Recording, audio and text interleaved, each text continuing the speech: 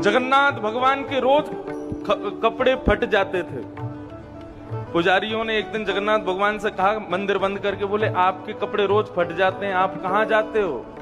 यहाँ कोई चूहा हुआ आ गया है क्या भीतर गर्भगृह में जो आपके कपड़े फाड़ देता है? भगवान बोले, नहीं, चूहा तो नहीं आया है। तो फिर आपके कपड़े कैसे फट जाते हैं? जगन्नाथ भगवान बोले एक माली रहता है जगन्नाथपुरी में, उसकी बेटी जो है ना, उसको गीत गोविंद याद हो गया है। बोले अच्छा।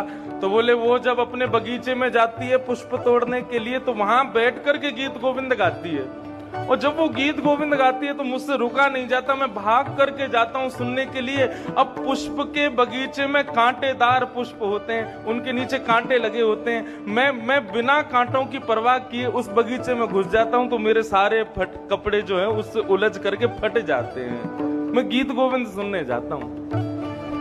पुजारियों ने कहा, भैया ऐसे तो ठाकुर जी के कितने सारे वस्त्र फट जाएंगे। तो फिर उस माली की बेटी को बुलवाया, और बुलवा करके गर्भगृह में ठाकुर जी के समीप खड़े करके जब गीत गोविंद का पाठ करवाया, तो श्री जगन्नाथ महाप्रभु जो ऐसे खड़े थे, दोनों भुजाएं उठा करके नृत्य करने लगे, और नृत्य करते करते उस माली की बेटी को अपने आप में ही समाविष्ट कर दिया।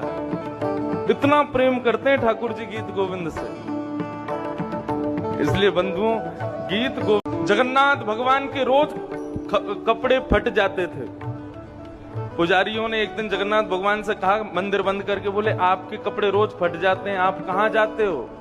यहाँ कोई चूहा हुआ आ गया है क्या भीतर गर्भगृह में जो आपके कपड़े फाड़ देता है? भगवान बोले, नहीं, चूहा तो नहीं आया है। तो फिर आपके कपड़े कैसे फट जाते हैं? जगन्नाथ भगवान बोले एक माली रहता है जगन्नाथपुरी में, उसकी बेटी जो है ना, उसको गीत गोविंद याद हो गया है। बोले अच्छा।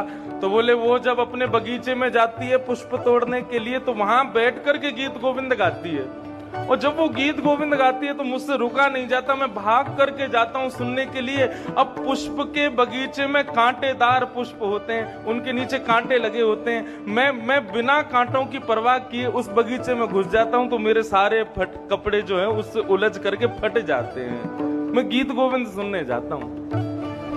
पुजारियों ने कहा, भैया ऐसे तो ठाकुर जी के कितने सारे वस्त्र फट जाएंगे। तो फिर उस माली की बेटी को बुलवाया, और बुलवा करके गर्भगृह में ठाकुर जी के समीप खड़े करके जब गीत गोविंद का पाठ करवाया, तो श्री जगन्नाथ महाप्रभु जो ऐसे खड़े थे, दोनों भुजाएं उठा करके नृत्य करने लगे, और नृत्य करते करते उस माली की बेटी को अपने आप में ही समाविष्ट कर दिया। इतना प्रेम करते हैं ठाकुर जी गीत गोविंद से। इसलिए बंधुओं, गीत